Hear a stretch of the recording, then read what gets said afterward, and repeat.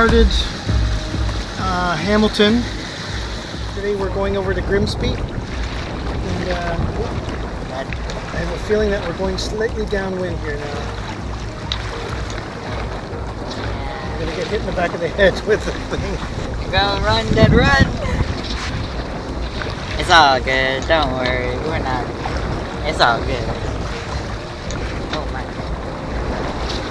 It's hard to sail and not be holding onto the helm, so right now I had to readjust the rope. You might need to do it again. I think I might need to do it again because we're slowly leaning over upwind here. Alright, well, thanks for watching. Hope you subscribe, and thank you for everyone who already has subscribed.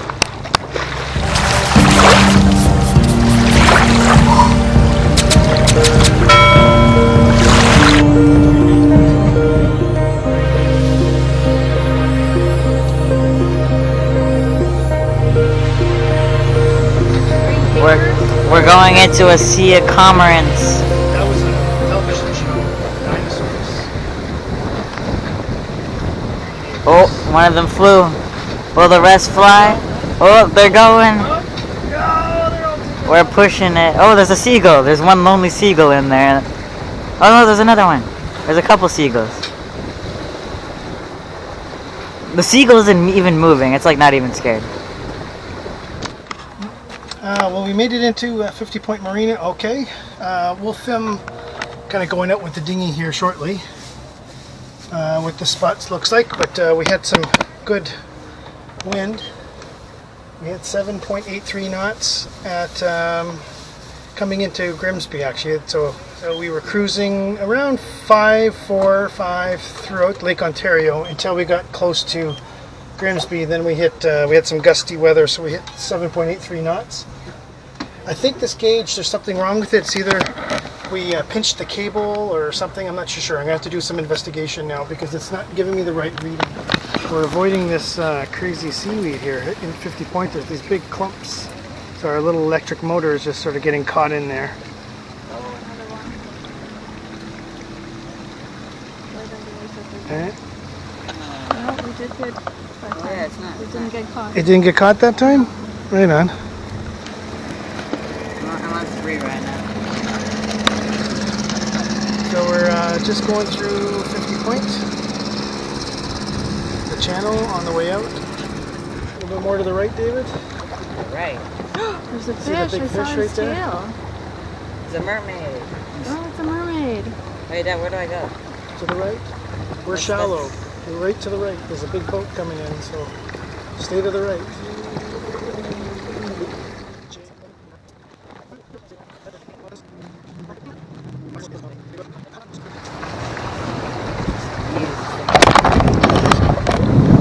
Well, we're all making fun of the motor because it's pretty slow. Well, I mean, we have way to Yeah.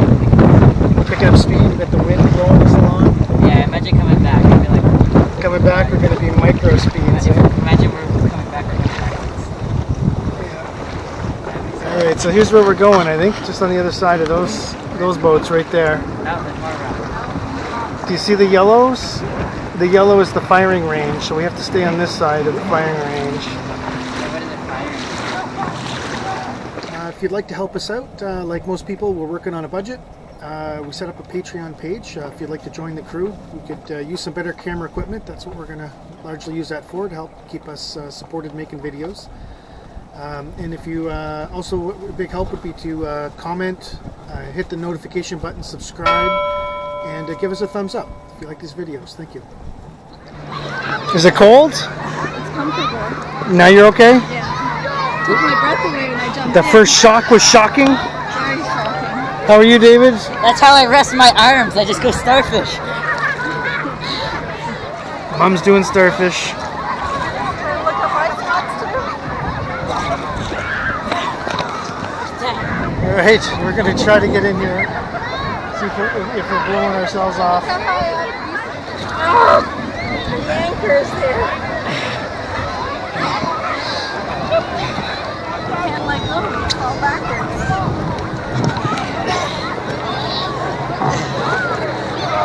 She's got it. Oh yeah. There we go. Your turn to go in, Danny. Oh no, I'm good here. I think I put put it too low. Ah! I thought I was going to get much bigger splash than that. Good luck, Danny. Don't die. I'll come with you. Ready for the shock. I'll come with you, but not yet.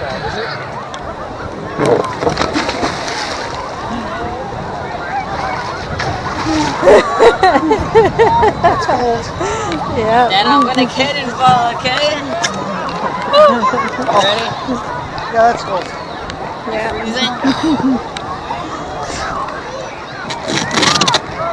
Do you want to What jump happened to in? the cannonball? Yeah.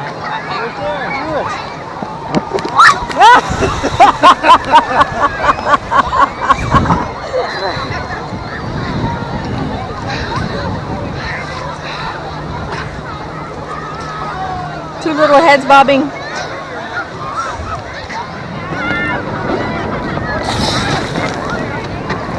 Oh, what a boss.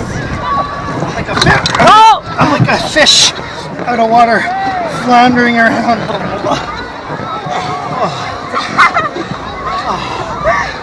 You did it, Dan. Well done. Oh, that's cold. And when you first get in there, it's like a shocker. Flounder around here. Flounder around.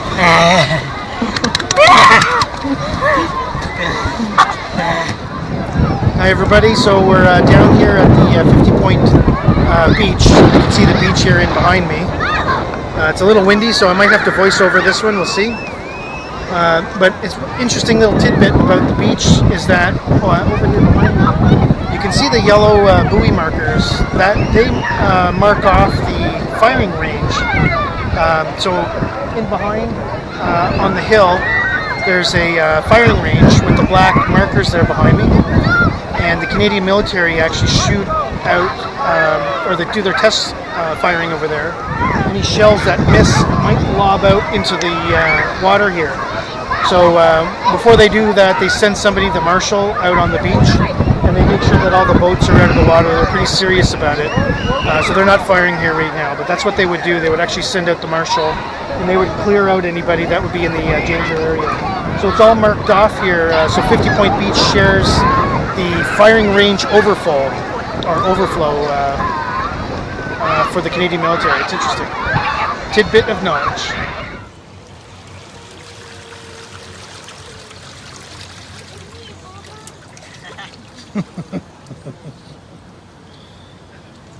Wait, is this fit? David, that's not for that. That's for the electrical cords. You see how Mom does. Whoa. I did pretty good, right? Whoa, that was a close one. Mom, you're shaking and baking there, Mom. Mom, your waist was going like, oh. We were comparing Uber to the taxi service.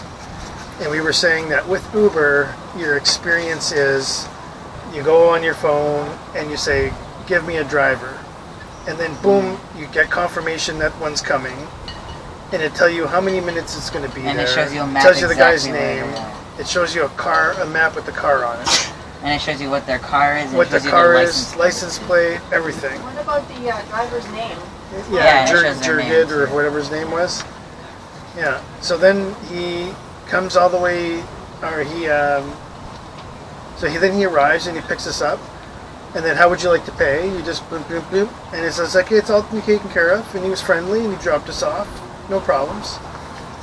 And, he was respectful and he got a good rating. So then, in contrast with the taxi company, I had no idea how much the rate was. In fact, it was Double. almost double. It was 50%, 60% more than the Uber.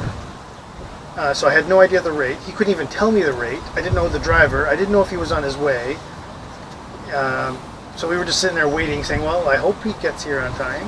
And he was a couple minutes late, but that's like, okay, it's no big deal. A couple minutes. Guy drove from St. Catharines all the way to Grimsby.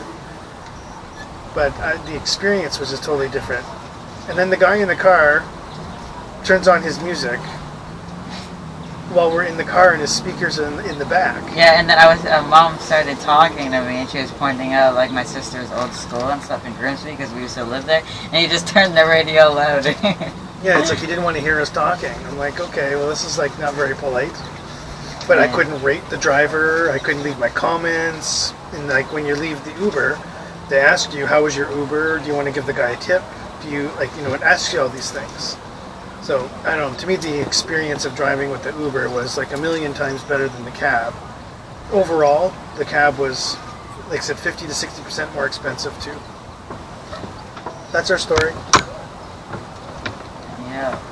Over the sunset at 50 Point Marina in Grimsby. Wrong shoes. Actually, I think it's Stony Creek here, right? It's Stony Creek. I think it's Stony Creek here. Wrong shoes. The wrong ones? Oh, you need your flip-flops. Oh, your shoes are. It's a close one, guys. Pushing the batteries hard here. Down to 48 volts. Does something like this always have to happen every year? Every year we're gonna destroy the batteries more.